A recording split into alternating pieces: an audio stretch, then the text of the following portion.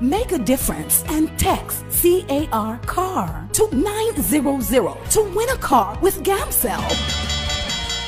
GAMCEL and Rotary Club of Bruceby brings you a chance to win a brand new SUV Corando. The more you text, the more chances you win. Join GAMCEL today for your chance to win a car, fridge freezers, televisions, smartphones, and lots of cash prizes. Draws will be held live on GRTS TV. Proceeds will be used to help the humanitarian activities of the Rotary Club of Bruceby in the Gambia. Every SMS costs $10. Your SMS could save someone's life. Join us and text CAR CAR to 900 today. A brand new SUV Corando awaits you. Rotary, making a difference. GAMCEL, Yai Borom.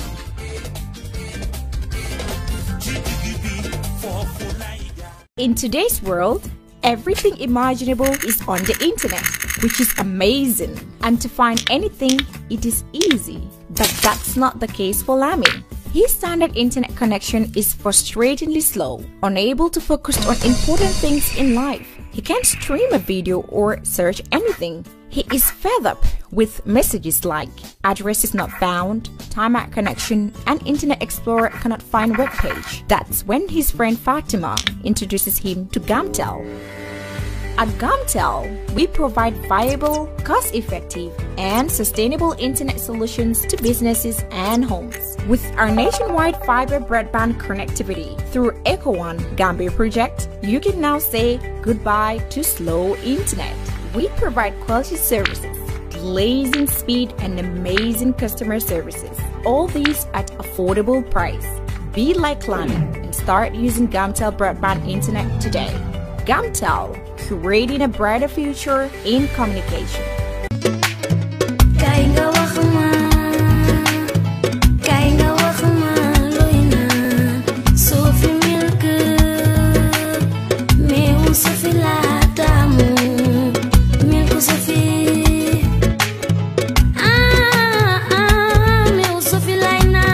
Sophie meew la bu sell te neex baax na ci halal ak mag yépp am na calcium, iron, protein ak vitamine yu bari.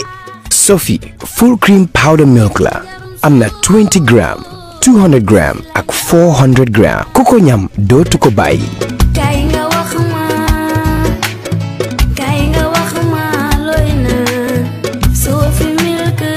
Sophie, proudly Gambian.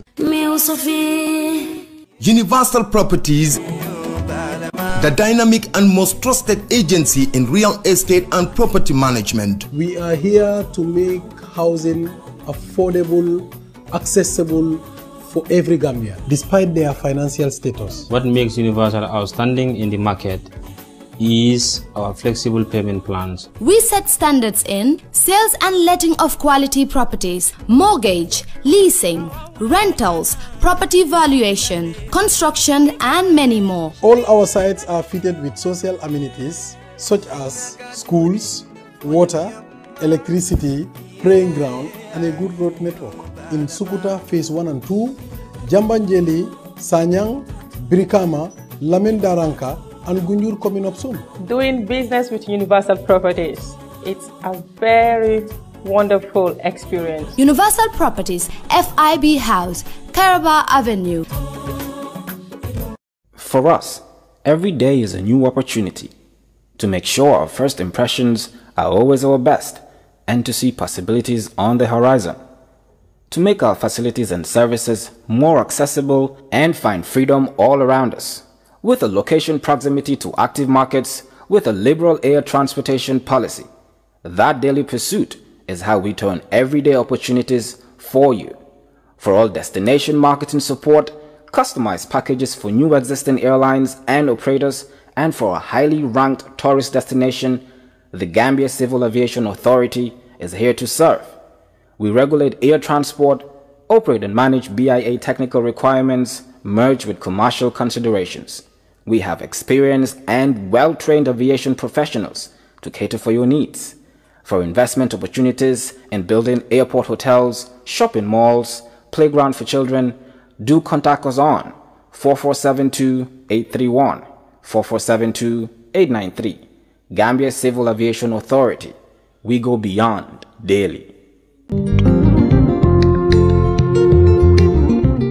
Stewart & Co. Solicitors, a legal excellence firm in London that can help you with all aspects of your legal work. If you are looking at immigrating to the United Kingdom, Stewart & Co. can help you to set up business, buy houses in the UK, and will deal with all your legal works from start to finish. For all your general immigration work, we can help you with that as well. If you apply for any form of visa, whether student visas, settlement visas, marriage visas, or a child wanting to come to the United Kingdom to settle with the family, we can help you to achieve your goals. Stewart & Co. Solicitors, a legal excellence firm specializing in conveyancing, immigration, litigation, family law, personal injury, licensing, no win, no fee. Contact us today at www.sk-solicitors.com.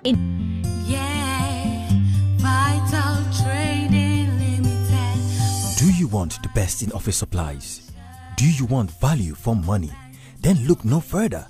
Vital Trading Limited is here for you. Vital Trading Limited is the best in town when it comes to office supplies and all your printing needs. We brand, rebrand, design and print logos, flyers, caps, pens, 3D signboards, neon signboards, envelopes, and many more. We also have bank coin counters, bank note counters, fire protect safes, just to name a few. At Vital Trading Limited, satisfaction is guaranteed and we deliver on time. Visit our office today on the Bertel Harding Highway, opposite the GNPC petrol station. Better still, call us on 4498756, 4498962. Visit our website today, www.vitaltradinglimited.com. Want the best in all your office supplies and printing needs? Then come! Can't do small or big projects with the same dedication and commitment as we do. With a reputation as the leading printing company in the country, when it comes to major projects and innovative solutions, we always deliver in high quality, thus receiving the trust and confidence of our clients. From the moment your order is placed to when it is delivered, we believe in exceeding expectations from the sales manager to the production team, the account manager, and the person delivering your material. We have state-of-the-art equipment and a highly experienced and competent workforce that enables us to deliver top quality work on time. At reasonable prices, we provide our clients with multiple solutions right from conceptualizing, designing, printing, binding, publishing, and distribution. For all your printing requirements, we are strategically located at the Sankumsila Highway, the Gambia Printing and Publishing Corporation. We print what you desire.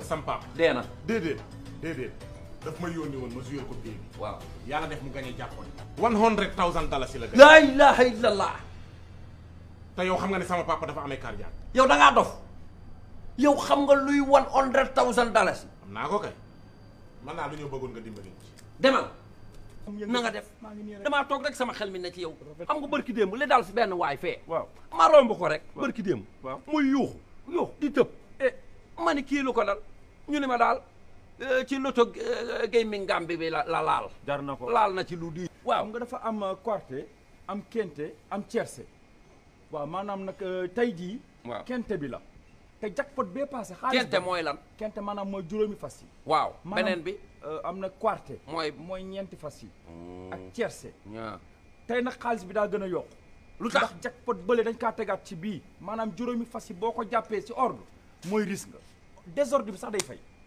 ah bu ma ko yooyu moom noonu la demee da ngay dem rek jiyee. am na lu ma man yaakaar gis naa seen kii yi keesku yu ndaw yi ci biir dëkk bi. mais daal dama ni lii moom amul xaalis da nga ciy def sa xaalis. day jël wecce rek sànni ko fa xool jëmbat la. ah la ilaha illallah. yow li nga wax ni tey ji bu yàlla dogaloon ma gañe ko lu mu gàtt fi mu toll nii boo gañe woon $100,000. waaw nu may def. waaw nooy def. xam nga yow sama xarit nga. waaw damay fexe nga rey say noonu. ci nan. lu mu gàtt $50,000. waay. Thierno. woowee l'ambulance. lan la lu xew ni sa baay gay dee na. sama papa gay lu ko rey. $100,000 dalaa ne ko boo ma gañaloon si li ma la yónni dama ko koy jox mu daanu ni sama kaw. man waxuma ko mu waxee woon la ko noonu yow la ko waroon informé ndax yow yaa ko gañe. yaa gañe jàppoon.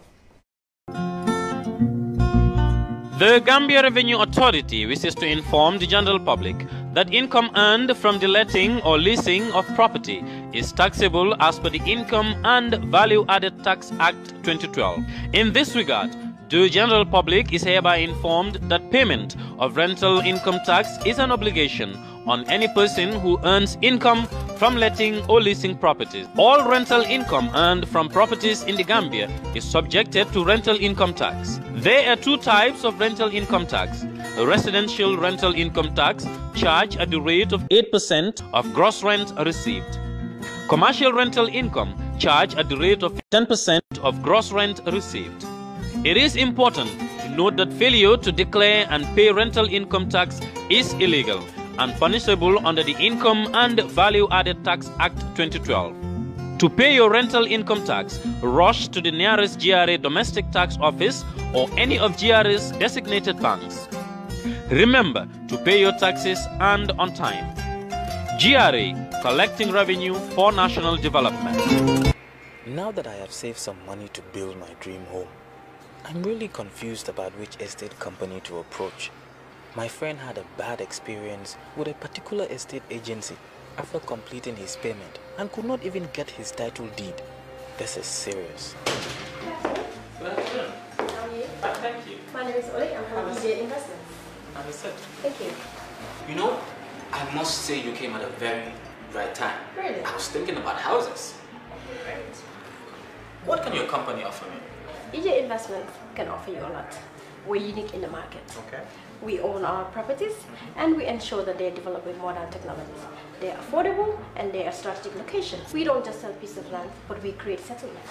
What makes your company different from others? We're different from all real estate companies in the Gambia because what we have to offer is affordability, safety, and security.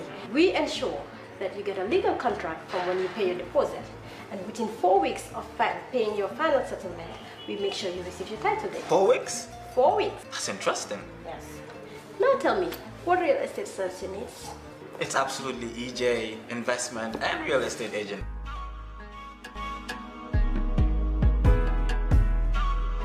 Good evening and welcome to another edition of your favorite show, Kirfatu. Tonight is a great pleasure to be the first media house, of course, to interview the new Vice President of the Republic of the Gambia.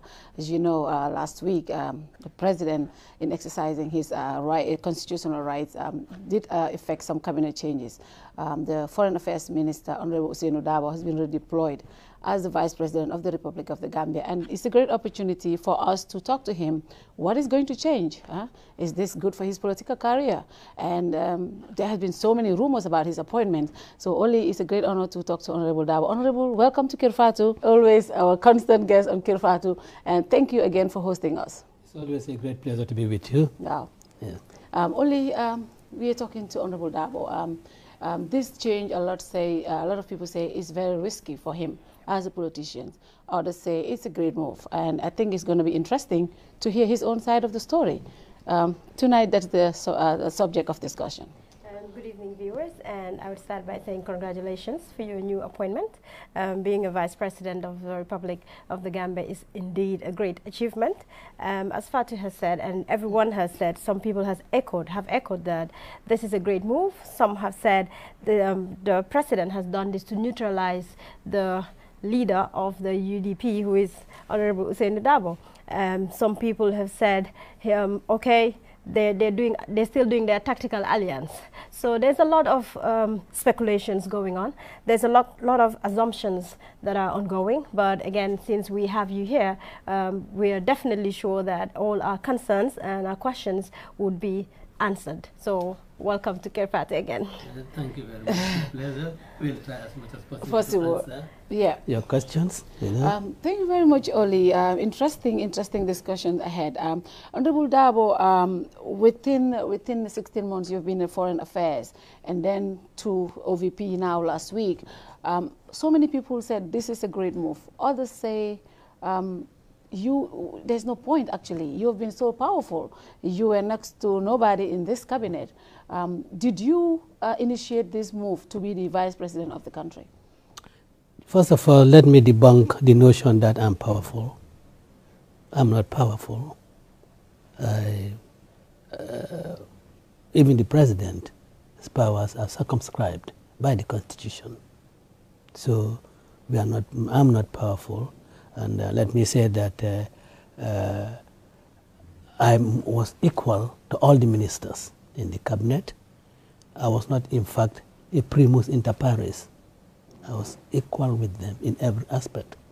And the portfolio that I handled exposed me to the world.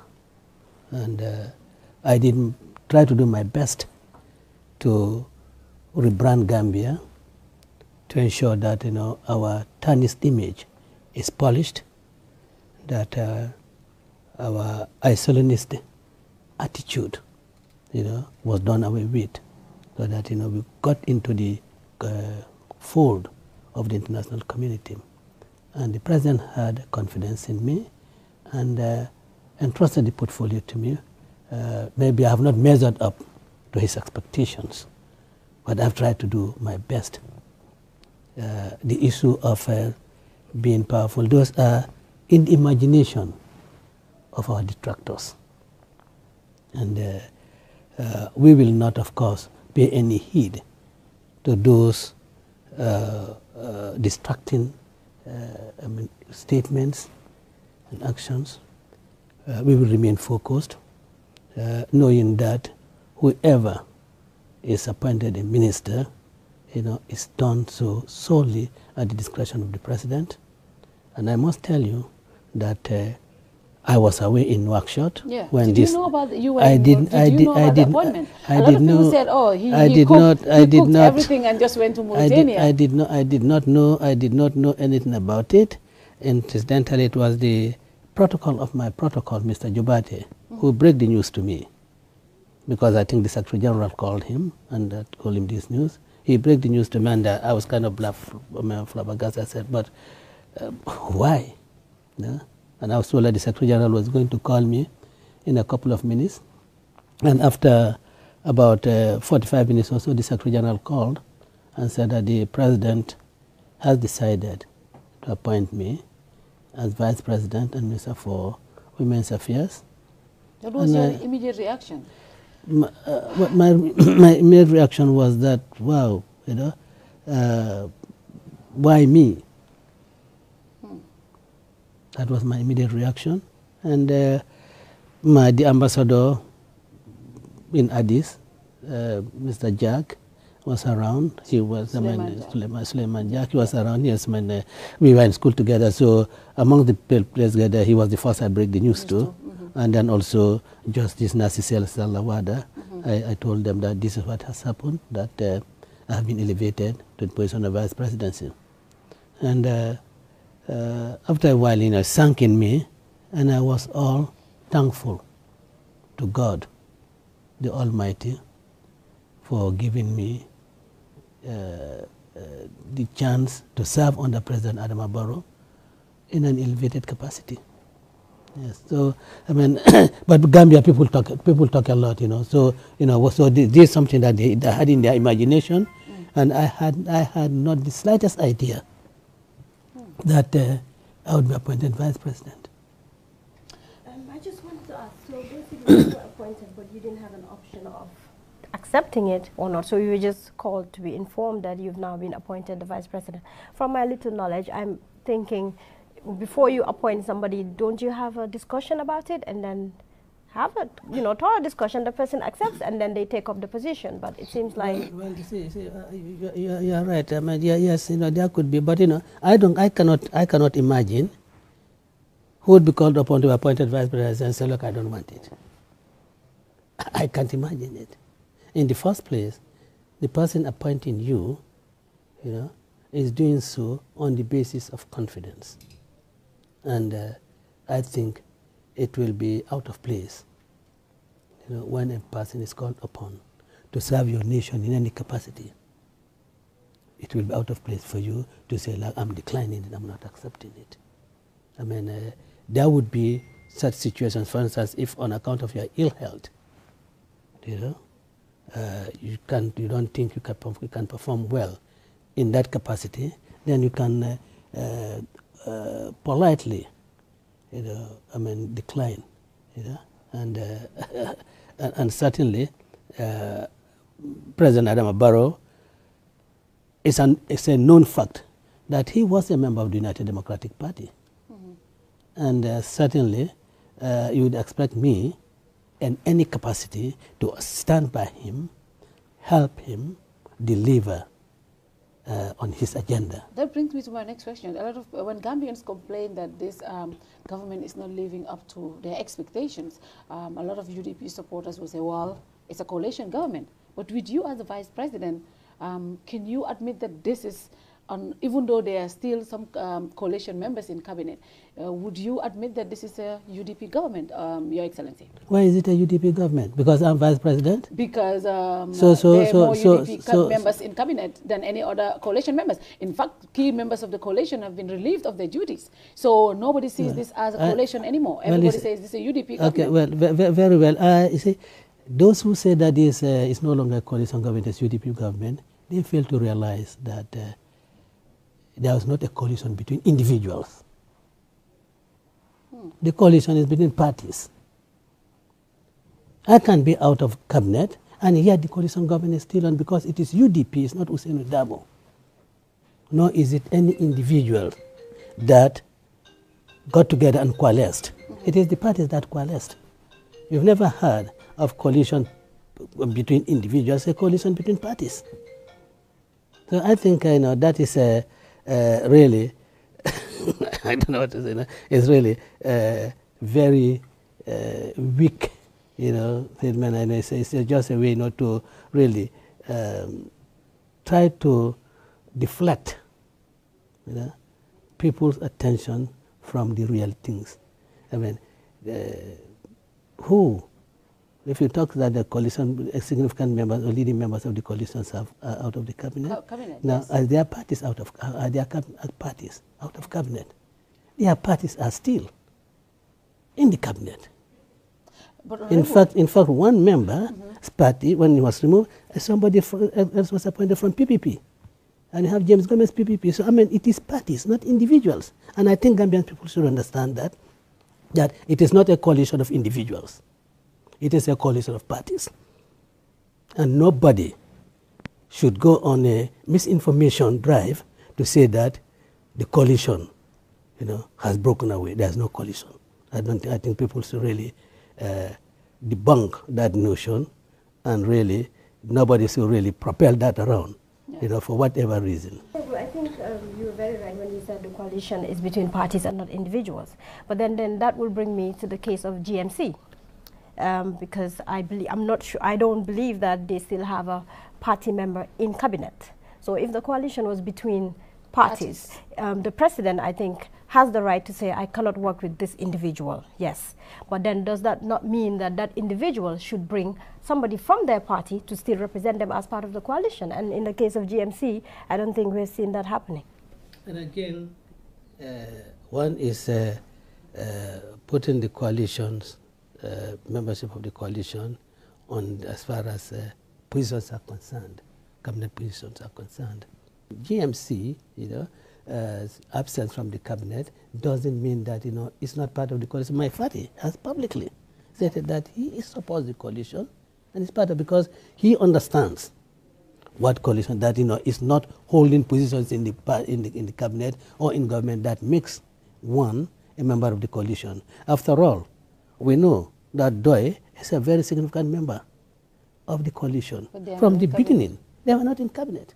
Yet nobody saying anything about that, except yesterday, when maybe one or two people have existed in cabinet, and then they are saying that the coalition has when Doy was not in the cabinet, why we are not saying that there is no coalition government? Wow. I cannot understand this argument. Opted out. But it's not a question of being opt-in or not opt-in. It's a question of why is it that no one has stated. Now, because Doy is not in the cabinet, there's no coalition government. That's the point I'm making. It's not whether Doy opted or not opted.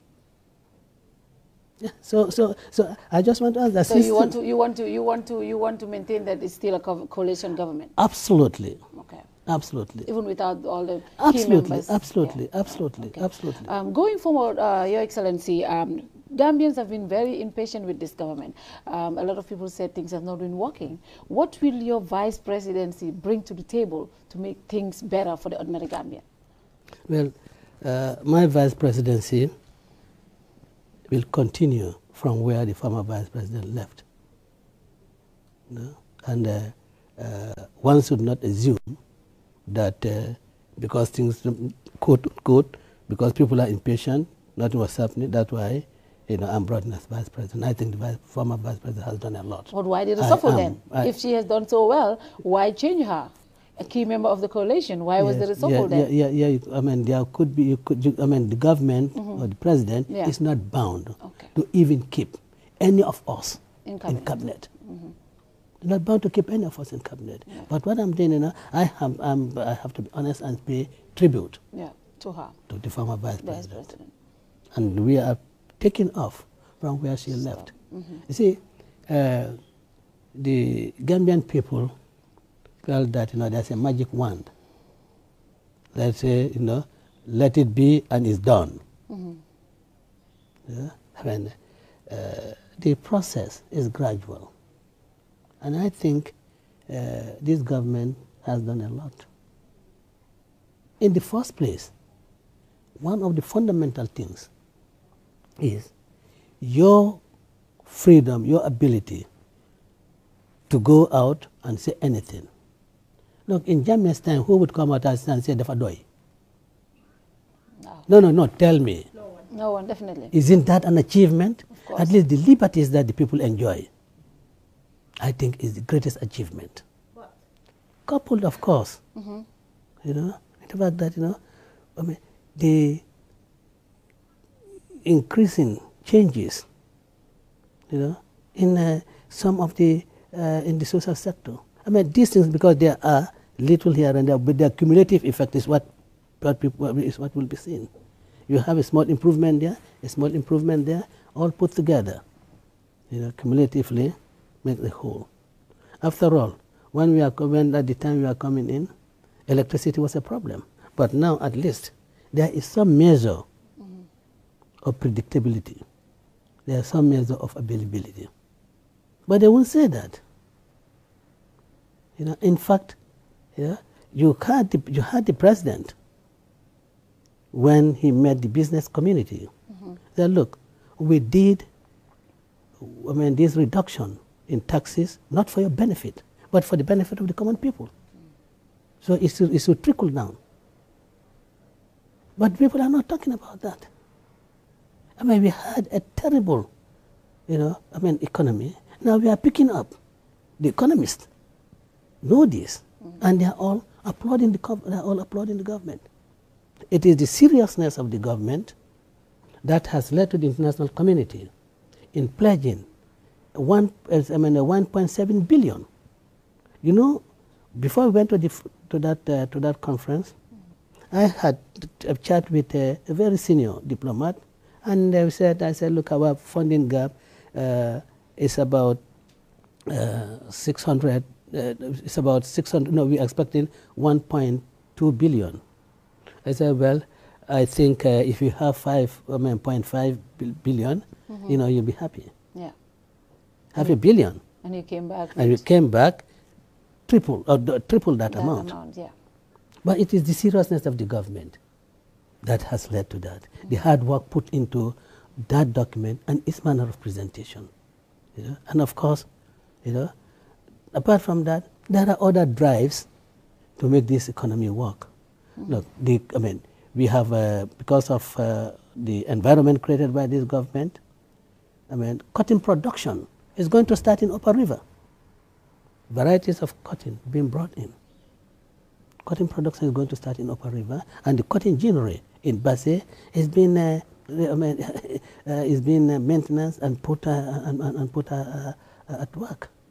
Yeah? These are things that are happening. You see, we are not a government that go to television and say, "Aliaje no." We'll do our things quietly because that is the mandate given to us. We don't have to go to the Gambian people, pound our chest and say, "This is what we are doing. We are going to do it," because that's what we have in mind. Why should we go and be blowing our trumpets? So we are not doing that. We could do that too, but we are not doing that. And let them go on saying that we have not done anything. Well, we feel convinced that we have done something, and the ordinary, reasonable person feel that they have done something. What is the interest rate at the banks now? When we are taking over, it was more than 25%. Now it's gone down to about 13%. Yes. What does that show? It shows that economy is buoyant. The economy has picked up and is working well. But these are things that they wouldn't talk about, and of course I can understand, and of course they're impatient. Because expectations were high, Your Excellency. When you took over, Gambians were yearning for a lean government. As the head of the government, Vice President technically is the head of the cabinet. And there's been a lot of confusion between cabinet ministers, which frustrate a lot of people. Going forward, is this going to be a thing of the past? One cabinet minister says this, another says a different thing. That doesn't help the government. I don't understand. No, sometimes you see one cabinet minister does something and the other minister comes with a letter refuting, or one says this, another says that. That has been a thing of the past. Is there not been a coordination among cabinet? Are you meeting frequently? Why is something like that? Is this going to be a thing of the past? As far as I know, cabinet meets every Thursday. So why were you having those kind of issues? I cannot recall where ministers have been speaking at cross purpose or have been contradicting each other. I can give one example where the former finance minister was allegedly had issued a contract to obviously the finance ministry issued a contract to one company, and the former information minister brings out a letter saying he was not in the loop. Those kind of issues, when those things go out to the public, it affects our confidence in our public officials. That is just one of them. I'm not sure if the finance minister issued any. I'm not sure if the finance minister issued any contract. I think it was the letter we saw that came from the communication. Yeah, and I'm not sure if the finance minister ever issued any contract. I mean, as far as I know, contracts. Land ministries, really discuss the issues of awarding contracts, and invariably they do come to cabinet, and cabinet expresses a view on it. What views those are, is left to cabinet. But I do not think that the ministers have been issuing, contradictory statements. On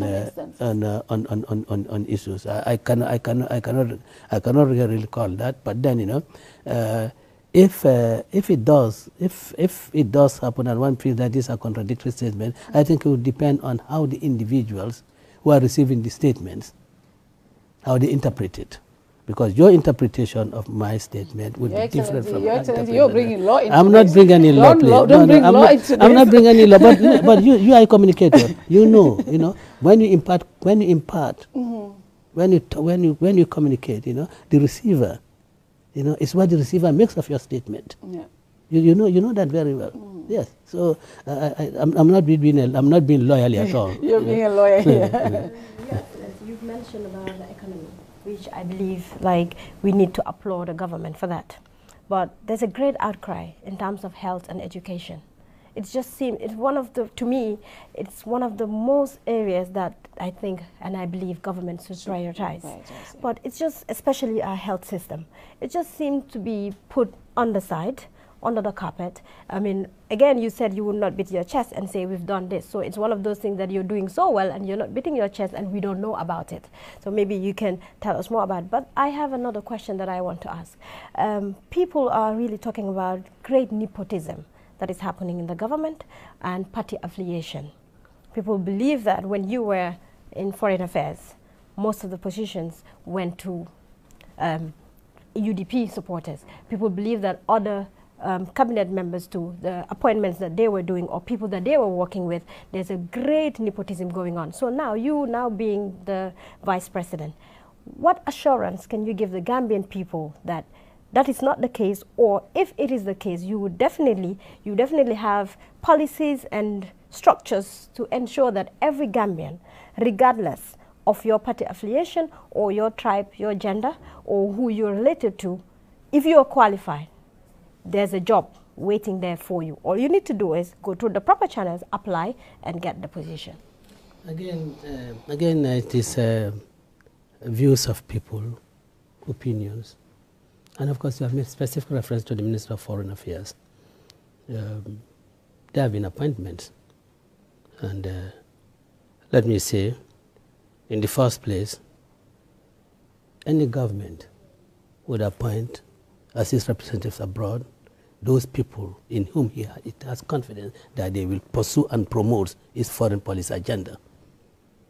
Why do you put in someone as your representative abroad when you cannot rely on the person to promote your foreign policy agenda? Why do you have to do that? But let me say, most importantly, as far as the foreign affairs community is concerned, I will give you names of the ambassadors. Now, when we came in, Ambassador Tenemba was in Brussels. And I do not have political affiliation. Yeah. And I said, because I know of her competence, and I said we should retain her. Ambassador Tangara, everybody's crying, she's APRC and that. But I didn't care whether he was APRC. I was concerned about ability to deliver, competence. And I recommended to the president that we should retain him. What is nepotic? Well, you know, they won't tell you that. Ambassador Bojang in South Africa, he was Speaker of the National Assembly. Everybody knows him to be APRC. Why are they not saying that? No. It's the nepotism that they are saying. You see, I didn't need Fonyi to appoint. I didn't need Ambassador Boja in order to make any inroads into Fonyi's. I mean, I was gradually, making inroads into Fonyi. We believe that this must be a government of all Gambians, and the Jolas. I see, if I looked at that, we don't have a Jola in any position of prominence. So we should have Ambassador Bojang. And, is that nepotic? He's APRC. Now, Ambassador High Commissioner Blaine in UK, I don't know his political affiliation. I know his competence. He worked at the UNDP, resident coordinator, I believe, in Liberia. And he served in UK as in the High Commission, and he was a fine diplomat. Yeah. Now, Ambassador Tal in Abuja, of course, it's known that he's UDP, but then, do I dispense with the service of a competent person because he belongs to UDP? Tell me who is more competent than Ambassador Tal. No, I challenge all those people. Who is more competent than him? What is nepotic about that? Ambassador Jack, an accomplished diplomat. What is nepotic about that? Now let them tell me. If you show me that they're incompetent and they have had their appointments because of their membership of the UDP, then you'll have a case. Well, we'll let them go on with that, but I challenge them. In fact, a lot of things that people also criticize you and the president for is recycling former Jame officials. For example, during this cabinet reshuffle, we have seen key members of the former regime. I personally have said, if they're competent, if they have not involved in gross human rights abuses, if they had not been corrupted or being corrupt or even named in serious financial allegations, every Gambian should be given chances. But a majority of Gambians, including your supporters, say, why do we have to recycle these people when we have other competent Gambians? Are they the only ones qualified for these jobs when you can choose from other Gambians? You have been heavily criticized. The president has been heavily criticized for these appointments. And the president must have considered a lot. After the president knows who Tangara is. He knows who Mr. Njai is. In fact, these allegations, let's be quite frank. Yeah, it's about these two. It's just about these two. Yes. You know? The allegations. He knows who they are. You know? And he must have very good reason for really appointing them as ministers. You know? Now, finance minister, the main allegation against him is that he was in the former regime who held various positions and so forth and so on, And I'll be loyally here. Ivy said, has he, in this period, done things for his own personal benefit? Has he squandered the finances of this country for his own personal benefit?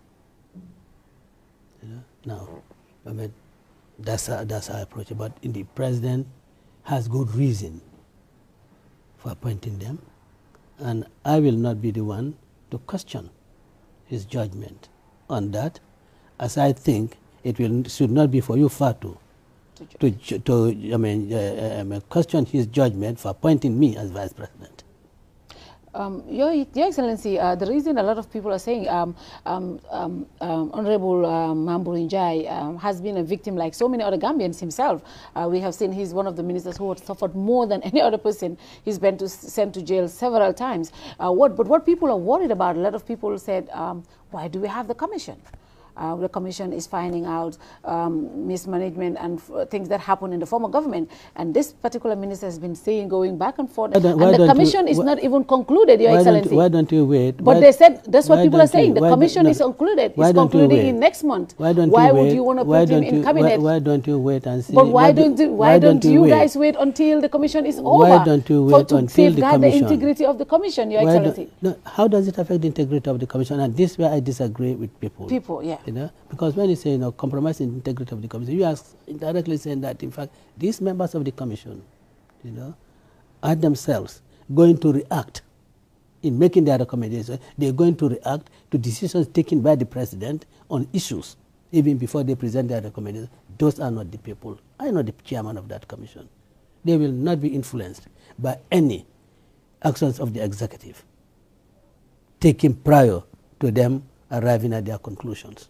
And I want to say that, whoever, I mean, let's say, if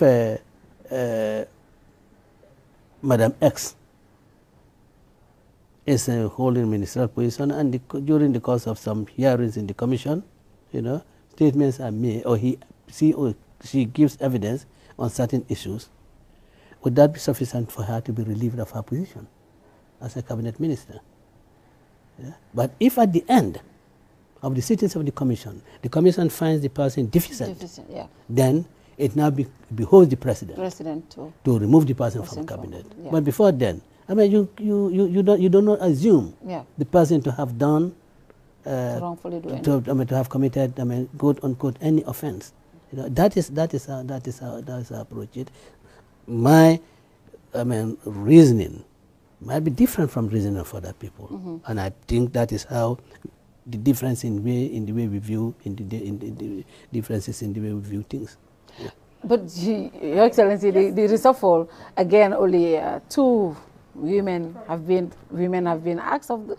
Like, this government is not seen to be gender sensitive, Your Excellency. 2 women out of the cabinet, and again, all of us, including me, why will Honorable Darboe be the Women's Affairs Minister? You know, why don't you separate? Why don't you advise the president to separate this ministry and give it to a woman? Let me tell you why Mr. Darboe is Women's Affairs Minister. Mr. Darboe is very sympathetic to women's cause. There's absolutely no doubt about that. Absolutely no doubt. Honorable, what a lot of feminists and people say. But then again, you know, yes, I am an advocate of women being at the center of decision making. Yeah. I'm a very committed advocate of that, you know. But again, you know, the prerogative of the president to appoint, you know, is not circumscribed by consideration of sex. It's not circumscribed by consideration of sex. Maybe what the women should now do, you know, in support, with the support of maybe some of us, is to make recommendations to the Constitutional Review Commission that in appointing to key government positions, you know, this yes, and a certain percentage be allocated to women. Maybe that should happen. But it's just telling us that this government is not really gender sensitive, and the work that activists, when we have like the director of press, who is a gender activist, the minister of New Health, who is an advocate for gender activism, are in this government, and yet we are not able to get women representative in the cabinet, Your Excellency. That is something that a lot of us women are not happy with. I mean, when it comes to women's affairs, I don't think you represent. You sit in cabinet to represent any section, please. Okay. I don't think you just sit in cabinet to represent any particular interest. So to say that there's no women to represent women's interests, I think that is absolutely that is absolutely fallacious, because you are not there to represent madam, let me just learn. You are not there to represent you know, the interests of the women. You are there to represent the interests of the nation. Yeah. And that includes the interests of women.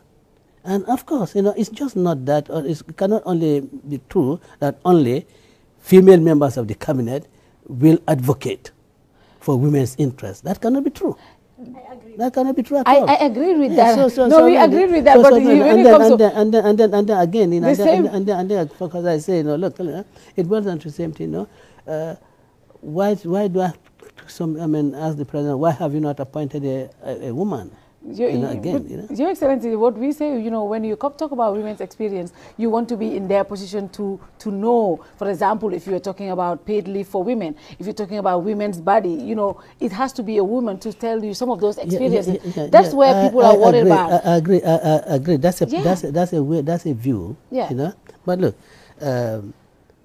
I know what it takes. Having been a married man myself for several years and having female children, and have female children, I know, what it takes women, you know, when they're pregnant, when they're delivered, you know, what they go through, you know. So really, I may not physically be going through it, but I see it, and I know, you know, how much. What they go through. So really, for consideration, or for me to be able to advocate for them, or for any other person to be able to advocate for them, I don't think it should be. I don't think it should be difficult. And I want to tell you that I don't want to say women's affairs. If I was teasing somebody, I say why women's affairs? But you know, I have been an advocate, you know, of women's position. I have always been an advocate that women should be in decision-making positions, and will continue with that within the framework of the policies of the government for promoting, gender parity, you know, in our institutions. Yeah. I agree with you 100% on that, because sitting on the position, you don't have to be a man or a woman. But then now we just going back a little bit. Okay, finance is one of the most important sectors because it deals with our economy. When we look at local government and lands, that's the community. So you're dealing with pretty much everybody. Then we look at foreign affairs. Foreign affairs is very key in a government. And people have noticed and have mentioned that all these key positions were being held by UDP. But now you are out of Foreign Affairs, Amadou Sane is out of Finance, and Mr. Diba is out of Local Government and Lands. And then that's why I would come back to where I started when they said your appointment is to neutralize you. So what is your take on that for the President Adama Barrow to take out His Excellency these key positions from UDP and give you other positions which are, of course, relevant and important, but would that not affect you, I mean the party UDP, and how do you take that? Well, I don't know how it will affect the UDP. I'm yet to be told how this is going to affect UDP, really. Let the analysts, the political analysts, those who say they are the experts, you know, on politics, let them tell me. But as far as I'm concerned, you know, it's not having any effect of neutralizing me. But neutralize me for what? You neutralize someone who is in competition with you. Neutralizing you? Your presidency? No, presidency. Am I in competition for anybody for the presidency? Are you a step closer to the presidency? Let me what I ask, am I in competition with anybody for the presidency for me to be neutralized? I'm not in competition with anybody for the presidency. I'm not eager to be president of this country. Why should people be talking about an event of 2021 in 2018? 2021? You know, in 2018. Whatever you know, in the difficult circumstances that we have come from, should we not be addressing those issues and forget about this issue of who will be president in 2021? You know? And again, you know, I say, no, who am I in competition with anybody? Who is in competition with me to be president, for me to be neutralized? If you're talking of really positions, look, I think the Minister of Agriculture is quite an important ministry. You know, you are dealing with the Gambians, with my mother, with my uncles, who go to the furrows and to the farmlands, you know, working hard. These are the people I are dealing with. The majority of the Gambians, from Bakau, with their narcos, all the way to Koina, you know, in their rice and goose fields. You know, you decide, and they will be working hard to ensure that there is an improvement in the living standards of these people, average of the ordinary Gambians. What is important about local chiefs and land? Land is very important. Well, land is important, but of course you must realize also that, you know, you go to Lamen, they have their land. The Minister of Local Government cannot do anything about that. They have their land. You go to Bansa, we have our land. Government can only come in when the land is needed for public purposes. Yes, and then will be compensated. You know? So, but all this issue of really this high-profile ministry, that's a high-profile ministry, and Mr. X has been moved there, Mr. Y. All ministries are important. There is no single ministry that has greater importance than other, except the presidency, because the presidency is the alpha and omega. That's the one. Yeah. So with that, you know, whether you are in the Minister of Health, you know, again, you know, whoever is in the Minister of Health, you're really dealing with a very important sector of the community, and really, you cannot downgrade it, you know, because it is a Minister of Health. Yeah. I think it's wrong. But I want the political analyst to tell me how we have been neutralized and what competition is there. When a lot of people say, you know, when you were Foreign Affairs Minister, you did a lot of campaigning. You go crisscrossing the country to seeking votes. As the Vice President, you should be very neutral. You should not be campaigning, Your Excellency. That is the thing. You have to sit in this office. Let me tell you one thing. Are you going to be campaigning when it's time to go to campaign? Let me tell you one thing. Yeah, because you use your weekends a lot campaigning. I'm leader of a political party, and until at such time that my party remove me as its leader, I'll continue to perform my political. Who says that as Vice President I cannot do my political activities? Who says so? After all, when I went on campaign, I took leave, and I'm still entitled to the remainder of my leave, of my earned leave. So that doesn't stop you from. Who says so? Wow. Who says so? I'm a politician. I'm leader of a political party. And my appointment doesn't say that I cannot go embark on my political activities. After all, I think I'm in this coveted position because of political activities. Wow. Your Excellency, again, on the reshuffle, youth. The youth have been the driving force for this change, Your Excellency.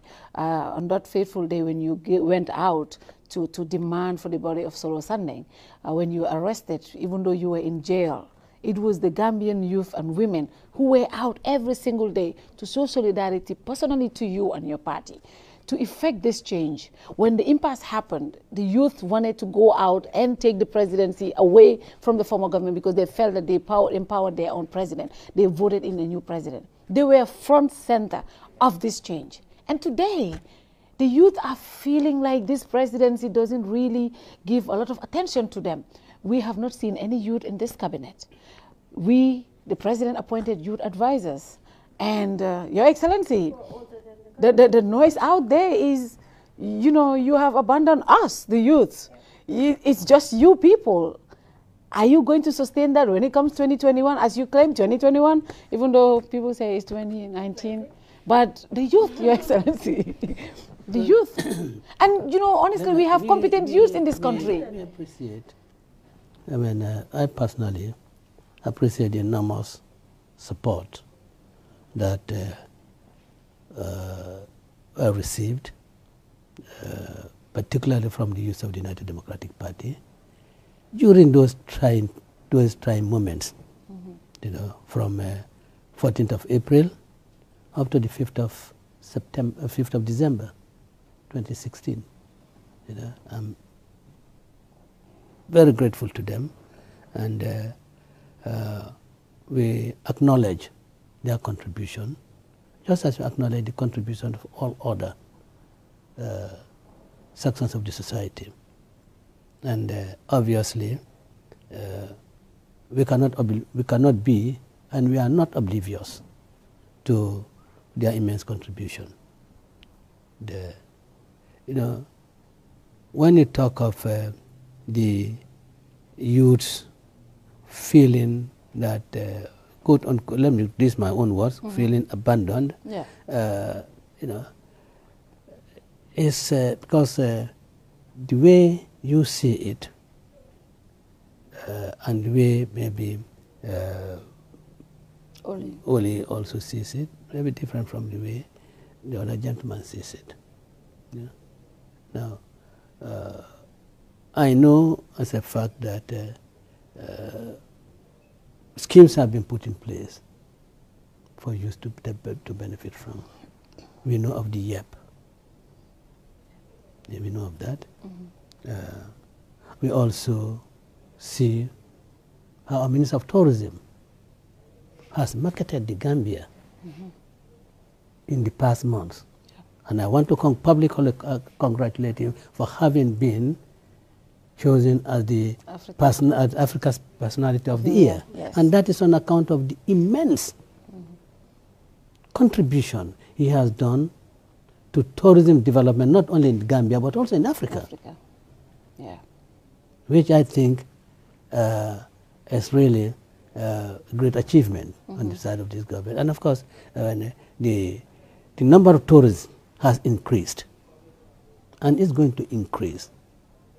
And that you have the tourist season going on for 12 months of the year. And you know that in this industry, it's not the 50, 60-year-olds that get employment in these places. Yeah. It is the younger people, those we describe as youths. Yeah. So we are trying to do things, you know, in a well-ordered way. And of course, you know, I can understand, you know, in fact, when you talk, sometimes when you talk of the plight of the youth, it's mainly those who have gone out the back way and the back way returnees. And this is why, you know, the YEP has been put in place to cater for those people, you know. And I want to believe that youths are now being convinced that getting involved in the country's main industry, agriculture, is paying and is capable of paying better than a government job. And I can assure you that up country, you go to the Cairns, you find aquaculture being carried on by the youth there. In other parts of the country, youth mobilizing themselves to have their own farms. Yeah. So, but the issue of whether the issue is whether a youth should be whether a youth should be in giving cabinet. a role model. You know, when Malaysia recently appointed a 25-year-old into cabinet, you know, that is laudable. That is something other young people will look up to and say, hey, if this guy can, if this only can sit in cabinet and represent me, I can also be better than that. Absolutely. You know, that's people and government, that's what people do to encourage young people. And we have not seen that in cabinet. Even the youth advisor to the president, Your Excellency. You know, all of these things, we have no issue appointing somebody older and as a youth advisor. But if you have two advisors, let one be a younger person to give you what we talk about in the bantabas, when we sit at the booths, what we discuss about. Because when older people, they don't sit with us on those areas. So they don't know some of the things youth go through. So the generations have changed. I know there's better to have somebody closer to the presidency who can advise him proper. I know that there's there may be generational gap. Yes. You know, between what you call the youth advisor and the youth advisor and the youth. This is just advisor to the president. But you do have the National Youth Council, which is advisor to the government, and is headed by a very dynamic, articulate young person, and whose views are never discarded by government, because you find that statutorily, by act of National Assembly, he is performing his functions as head of the National Youth Council.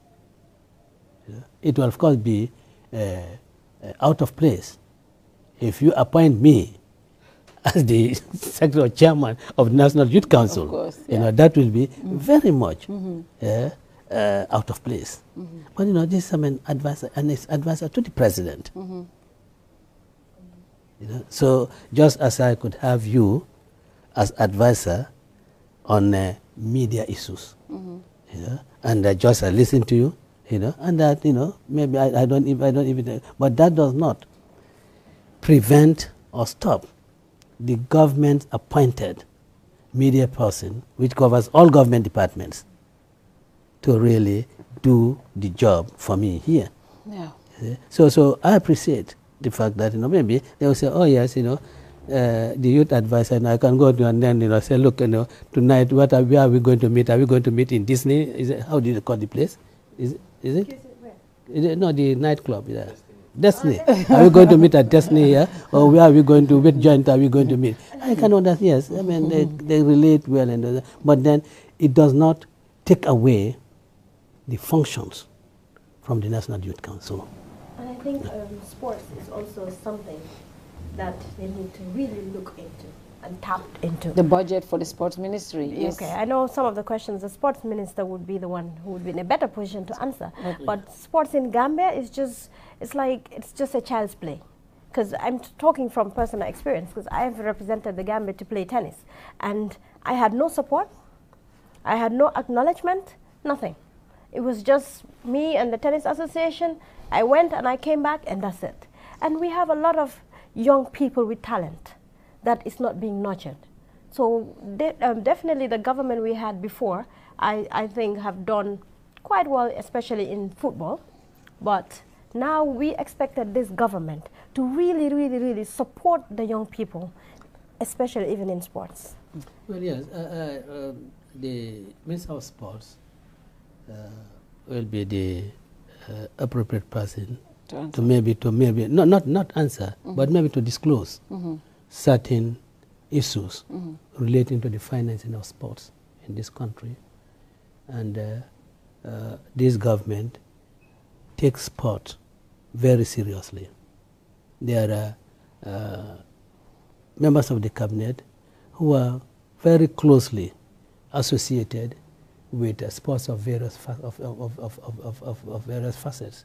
You have those who are closely associated with football, those closely associated with wrestling, and so forth. And we all feel very passionately about the state of sports in this country, particularly football. And we all realize that it is expensive, and really having regard to the budgetary situation in the country, means some other means have to be devised in order to fund the activities of this sporting association. But I think it will be appropriate for the Minister of Sports, to really, go into details. But what I want to say is that it is a matter that has attracted the urgent attention of the government, and it has been discussed at a very high level, and steps have been taken, not to ensure that we do not only provide the funds to enable you go to Sierra Leone and take part, in competitions there, but also to be able to train you properly, so that you become an accomplished sports person. Honourable Minister, a lot of people are yearning for a lean government. The OP, that the Office of the President that hosts OVP, is bloated. Are we draining the swamps to bring order to OVP and OP? Are we? Well, let me say, I'm here just three days. I'm here just 3 days.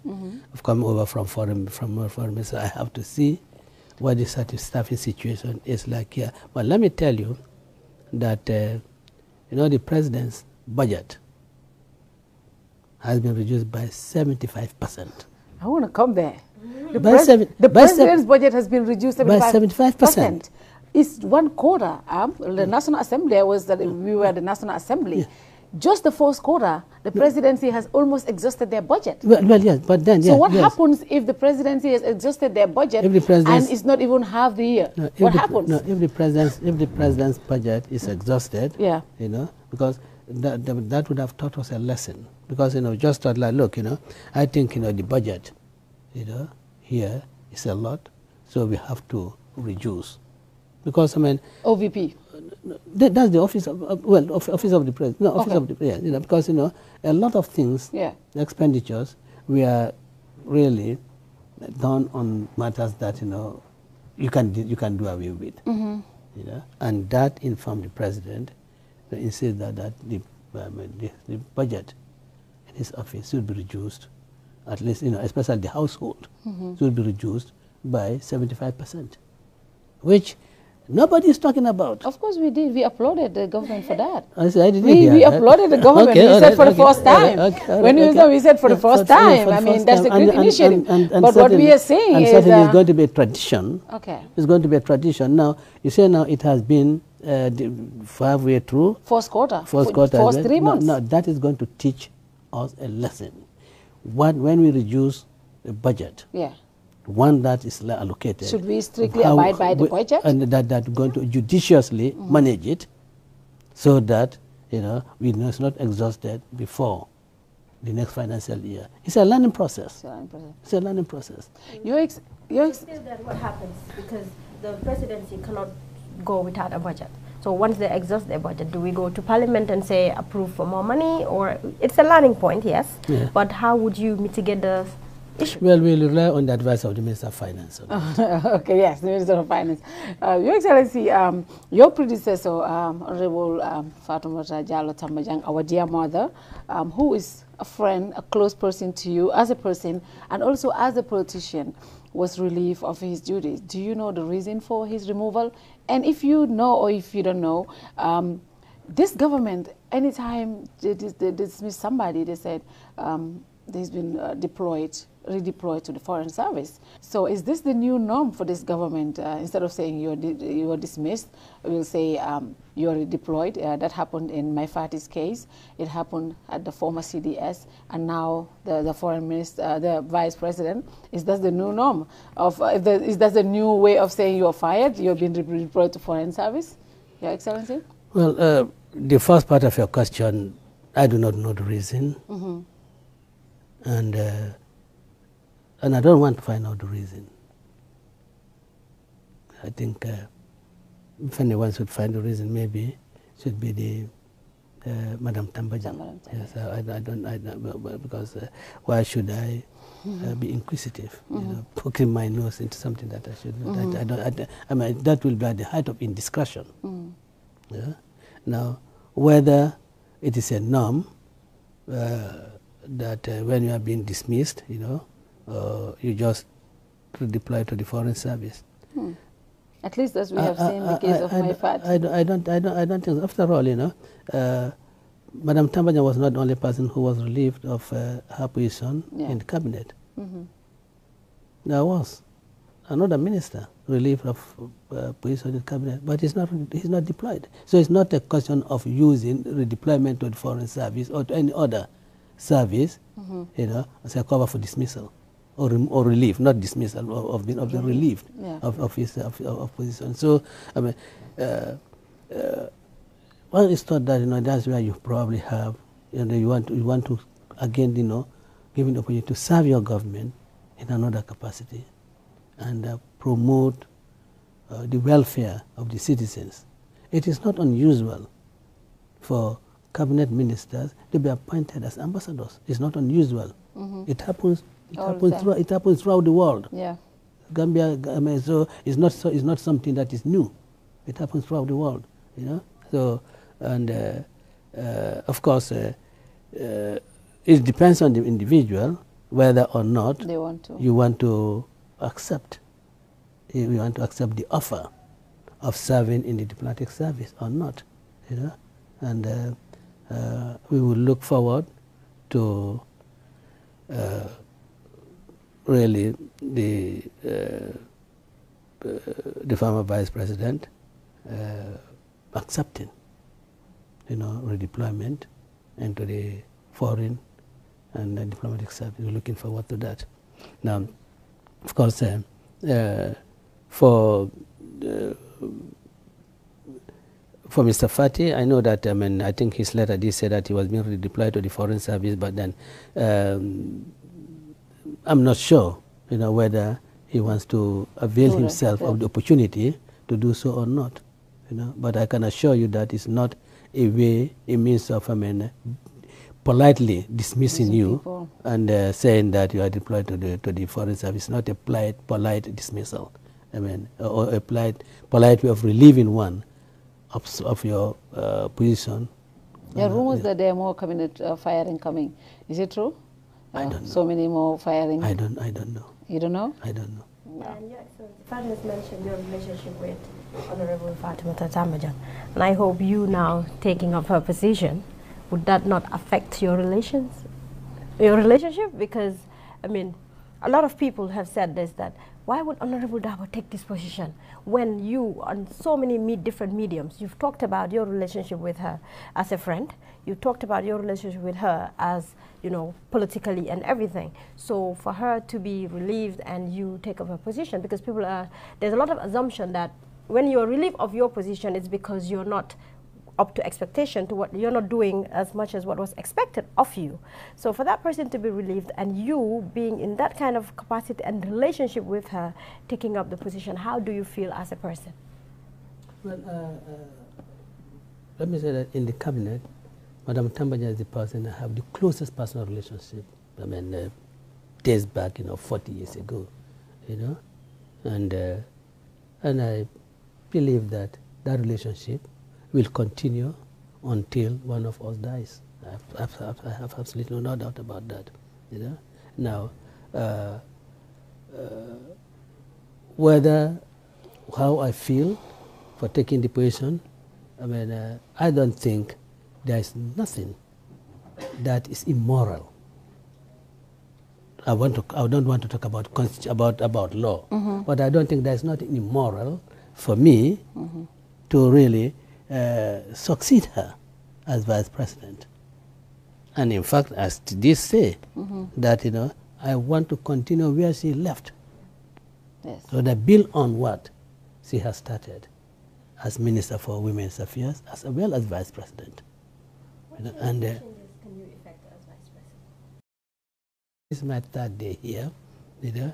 So I don't want to say that these are going to be the changes when I have not yet have a feel of the Office of the Vice Presidency as well as the Ministry of Women's Affairs. It is when I have, I mean, a feel of it that, then if there is but one thing that I know is that, and I know that Madam Tambajang has been doing work here, and I have had various consultations with her. You know, so as far as policy matters concerned, I cannot think of changes. You know, I don't think, I don't envision any. But then I have to know. Governance is continuity. Yeah, governance continuity. I just have to know, you know, what is around before I take any decision, before any decision can be taken, and even where a decision is taken, I'll consult with the president before really affecting anything. A lot of people, including the leader of the GDC, Honorable Mamakane, called your appointment unconstitutional. He said you have been convicted, and then says your appointment is unconstitutional. What's your reaction to those? This has been a headline since the day of your appointment. Well, let me say, those who think that my appointment is unconstitutional, they have the Supreme Court to go to. When I believe that the government has acted in a way that runs contrary to the Constitution, I go to the court and challenge it. I have challenged the Gambia administration here, for they are violating the provisions of the court. In my view, they have violated the provisions of the court. So I go to court and I challenge them, whether it affects the appointment of an IEC member, judges, and other things.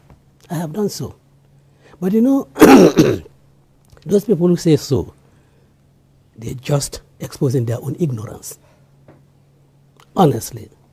And I'm disappointed that people who think they want to be president of this country do not even know the Constitution.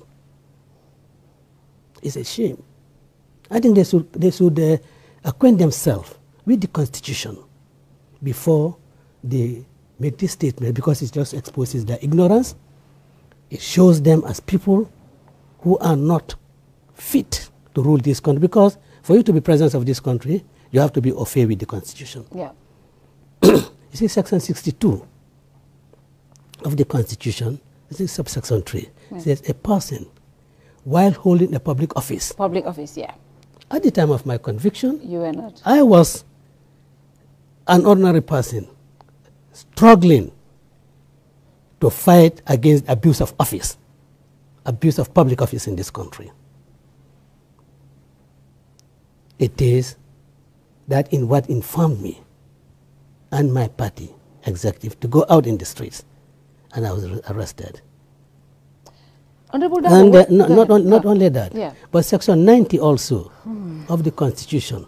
In fact, Section 62 says that, 62, there's a provision that says that for you to be qualified as to contest for presidential elections, you must also be qualified to contest elections as a member of the National Assembly. And they have Section 90 of the Constitution that says that a person, disqualifications, a person who has been convicted of offense, carry life, sentence of death, sentence to serve a prison for more than 6 months, is not qualified to contest as a for election as a National Assembly member unless you have been granted a free pardon. I was granted a free pardon by the government. So, you know, because they do not know the Constitution and they do not bother themselves to acquaint themselves with the Constitution, that is why they go about exposing their ignorance, and let them continue to expose their ignorance. We will not respond to that. Let them go to the Supreme Court. I'm waiting for them there. Whenever you talk about this,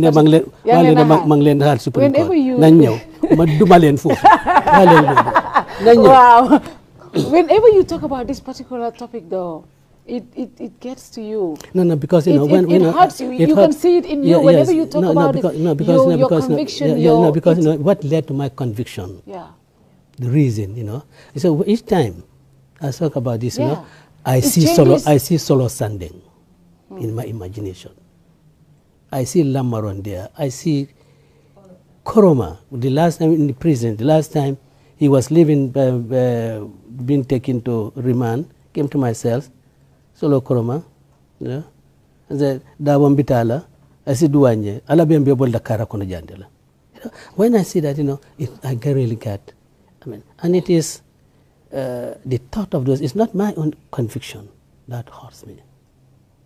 It is when it's mentioned, really, it brings memories. It brings memories of solo sanding. Of scenes that are indelible from my memory. That is it. But I hope that in the future, political leaders, those who aspire to be presidents of this country, I would advise them to acquaint themselves with the Constitution and orders of this country, so that when they speak, they do not expose their ignorance. Would you work with civil service society groups? Now that we have the Constitutional Review Commission, we're going to have a new commission. That section that still has not been repealed, that section which says you need a permit when you go out to demonstrate, you are still challenging in the court, it was thrown out. Well, it's in the Constitution, 1997 Constitution. The Supreme Court was just interpreting the law. Are you going to work with the civil society group to make sure that section of the Constitution is removed, because itself, a lot of people say it's unconstitutional. That section itself is unconstitutional. Somebody used it to his advantage. Now that you are in this powerful position. No, it is not the provisions of the Constitution that we think is unconstitutional. It is the Public Order Act. The Public Order Act, that's what I'm saying. The Public Order Act that we think is constitutional. And of course, the Supreme Court has ruled that it is constitutional. Although, let me quite frankly say that I do not agree with them. Yes, good. I certainly you certainly doesn't agree with I certainly do not agree with them. Are you going to work with the... No, because I do not agree with them, because what we are saying is not that there should not be any restrictions in the exercise of your freedom. What we are saying, that there should not be a denial. There should not be a denial. There should not be a denial. And that really you should be free to exercise those rights. The Supreme Court of Nigeria, has ruled against the Public Order Act in Nigeria.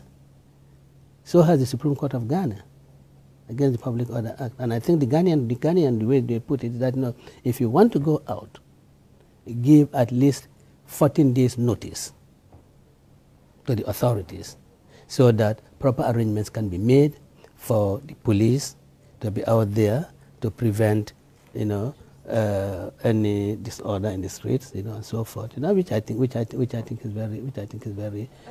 But I think, I want to think that certainly, even if you repeal the Public Order Act, at least those provisions of the Constitution of the Public Order Act that insists on the issue of permits, and incidentally, for my interpretation is that the Public Order Act is not asking for permits for the holding of rallies.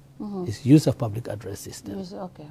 For use of public address. But in any case, I also believe that if they repeal those provisions, there should be some way of controlling public protest, demonstrations. There should be a way of really controlling them, and you can do so maybe by improving on what the Ghanaians have put in place, giving notice and getting the police well informed. They know where you're going, and then they can really make arrangements so that they are there, and then so that nothing untoward happens. We are almost done, Oli. I've seen in the papers recently, I think it was sometime last week or yesterday maybe, that the UDP are challenging the chairmanship of Kuntawur, which the IEC have said GDC won. So well, the GDC allegedly won. Yes, GDC won. But anyways, so now I'm just saying, if you challenge that all the way to the highest court, and then they happen to revoke say UDP has now won, would that not create chaos in the country? Why should it? After all, it will. It definitely will. After all, we went to the election so that we can win all the seats. Yes. But That is why- you won already six. No, I say we went there You because want to win all of them? that is why we went there. But That's then why we the put up a chairman has candidate. already started. Look, He's already started does it working matter? with GDC. Does it matter? Or No, the militants. Yes. I mean, You see, accept madam, let me tell you one thing. Let me tell you what it is. Really, let's be fair. I mean, if the IEC had not, in our view, erroneously announced GDC, if they had announced it that time, would you be complaining that GDC should be left to have 1 year? After all, we went there to win all the seats. That's why we sponsored the candidate. Where we didn't want to a seat, you've seen in the past, we never put up a candidate there. But wherever we put a candidate, we really want a seat. So if something goes amiss, and you have evidence that you won the seat? Honestly, we have written evidence. Wow. It's documented. It's documented. I think they are in the court today. I think some jurisdictional issues have been. Okay. Some jurisdictional. So we cannot talk about Some jurisdictional issues have been raised. I don't know how that jurisdictional issue will go. I don't know whether it will go in our favor or not. But whatever happens, we have clear-cut evidence that it was UDP who won. The 43 votes that GDC was alleged to have won was UDP's votes. If I know it was a mistake in the transposition of the figures. Yeah, of the figures. Wow. That was it. And nothing else. And that is why, because we knew that it was a mistake, that is why we do not accuse the returning officer of the IEC of doing something contrary to the laws and so forth. Yeah.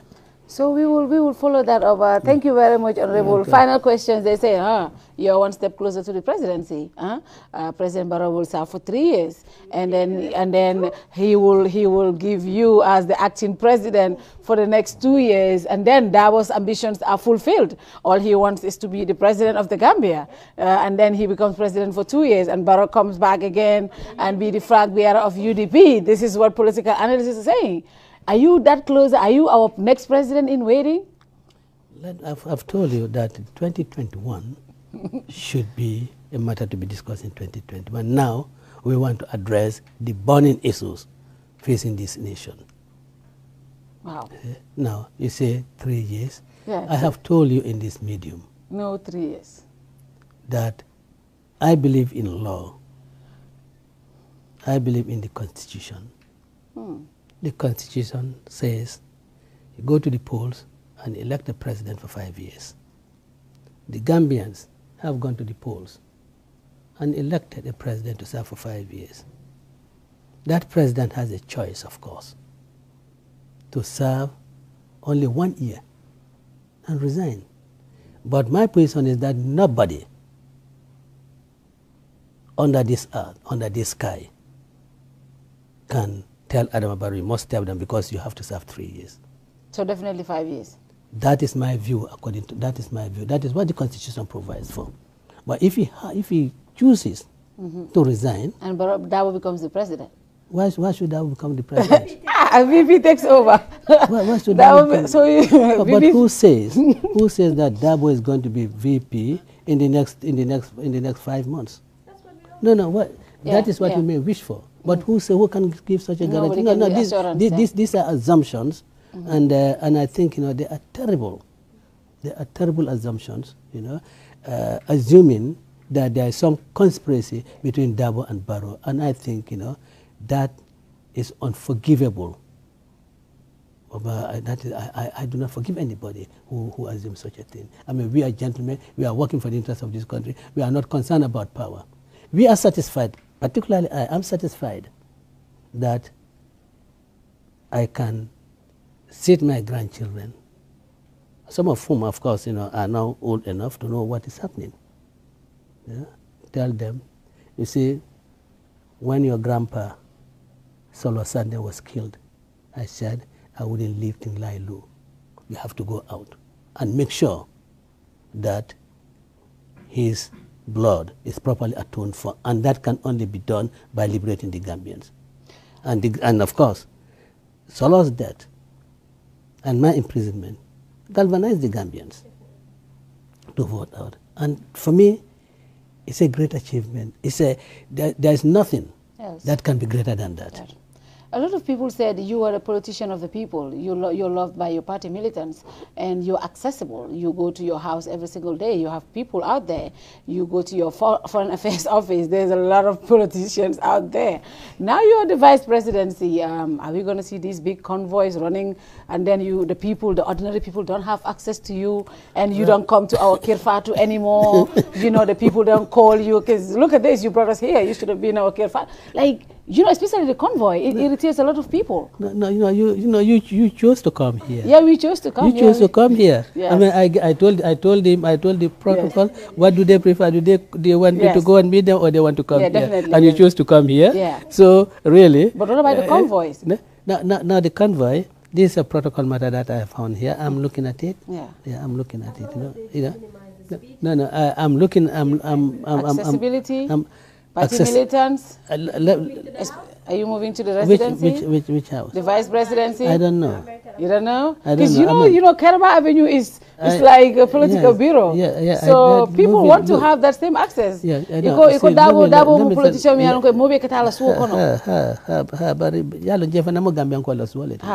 Gambian ko leta mo muti, Gambian ko le jelo. Gambian ko le la bung moti. You see, I mean, everything really.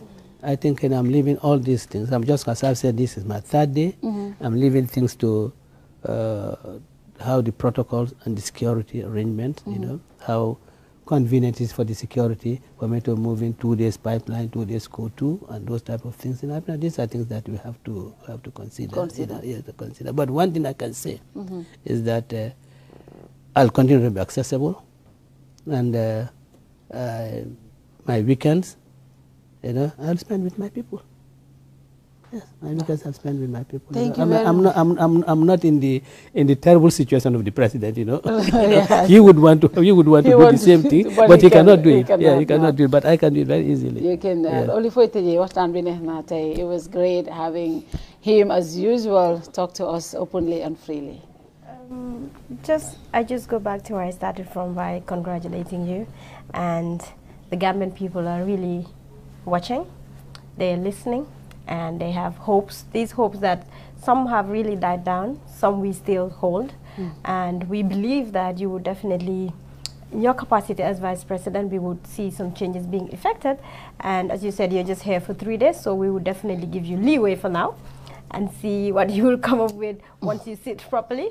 But just know that we are watching and we are listening. What's your final message? Thank you very much. This is what I expected from the media, to have a watchful eye, to be critical, responsibly critical, of course, you know, and challenge us, you know, where you have doubts, and then probably those things, you know, lead to a clearing of ambiguities, doubts, and so forth that might be lurking on the sides. And for me, just as I said to the president, as I said at my swearing in, the oath we took, just not a mere ritual, and it's an oath that we are going to live up to. We'll help the president. I, as his principal assistant, will stand by him, and we will all work together for the benefit of this country, for the benefit of our population, and we will help and stand by him so that he delivers. You know, that's just like as I had told him when we came from prisons. The day I came from prison, I found him at my pipeline, you know, and we hugged each other. You know, we are virtually tearful, both of us. You know, and I said to him, "You are the Moses of Gambia." And he said, "You were, the Israelites were tormented by the Pharaoh, and it was Moses who delivered them to the promised land. So he was our Moses, delivered us from the torments of that brutal dictator, and took us to the new Gambia. That political journey is over. Now the other promised land is the land of prosperity that he'll be taking us to, and we will stand by him to ensure that we arrive at that land of prosperity. And he said... Well, yes, he said, and he said, well, you are Nelson Mandela. Wow. Yes, yes. Wow. Yes. Thank you very much, Your Excellency. Yeah. This was a great, great interview, and we are definitely appreciative of the time you always take to give us interview whenever we ask for, and we really appreciate your time. And like I said, I just want you to be more accessible to us, and all other media. All right, thank you. Thank you. No, we cannot run away from them. Definitely, definitely. And then we also want to thank your protocol team. They were very, very accessible when we spoke to them. We want to thank them. We want to thank the entire team, Fadera, and the whole team around here for helping us, and of course our technical team, State of Mike. Good night to you all. See you next week.